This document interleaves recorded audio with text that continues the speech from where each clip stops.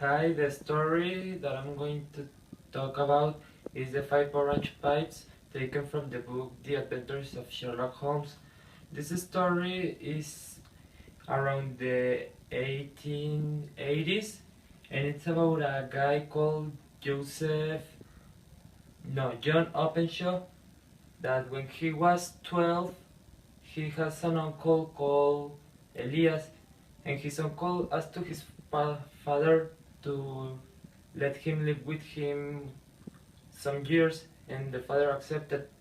And one day when they were having a breakfast in the table, the uncle got a package that was a box with the letters KKK, and inside the box there was five orange pipes. The uncle didn't know how to respond on that, so he get nervous and get out of the table. Then several weeks later the uncle died, and after that John, the years passed, and many years later John's parent called Joseph received the same box with the same five orange pipes and the letters KKK. So the father also get like nervous and get out of the country. And 4 days later, after that, his parent get fell on a hole and died immediately. Uh, John thought that all these things were because a man were killing them, so he went with Sherlock Holmes for help. Sherlock Holmes, after hearing all the things, told John to go to his home on Horsham and that take the Waterloo train station, because like there will be a lot of people. No one could harm him because he had also received the box with the five orange pipes and the triple K letters. And after John left, Sherlock and Watson start to think about the story that John told, and Sherlock got the conclusion that the time that passed when the uncle was dead was 7 weeks and that the father was 4 days. And this was because the boxes that they received has to be received before killing them. So he got to the conclusion that the men were doing this by a ship, so they have to wait to later kill them. And then he started to think what persons could do that, and he remembered that the triple K could be for Ku Klux Klan. That was an association in the U.S. that John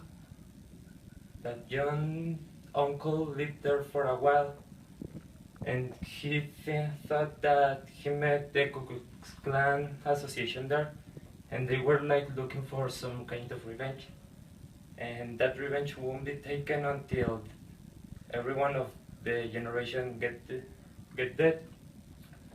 So Sherlock said that the next day they will go and look for some clues to see if his hypotheses were correct. But what happened was that at the next day when Watson wake up and go with Sherlock, Sherlock was holding the newspaper, and the part that Sherlock wasn't seeing said that a terrible had occurred in the Waterloo station and was about a guy called John Openshaw that died drowned in the water. So after that, Sherlock and Watson went to the ship places there in London and started looking for the notes of the ships that had arrived in the years corresponding to the deaths. So he got to the analysis that were just one ship, the Lone Star, and the Lone Star confirmed his hypothesis that the Ku Klux Klan association did all the crimes. And after that, Sherlock talked to the cops, and they were looking for the ship, But later he discovered that there was a ship that was destroyed with the letters LS referring to the Landstar ship that killed Jan's family. And that's all for the story. Now I'm going with the metacognition part, and it's about the things that I learned during the semester that were the time and tense, the overview of the English verb system, adverbial phrases and clauses, passive verbs, phrasal modals, infinitives, gerunds, intensifiers, and modifying noun phrases.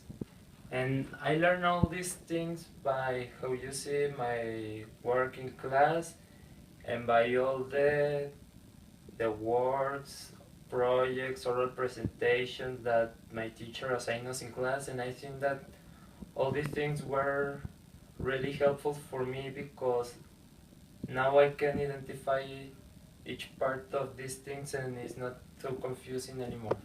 Thank you.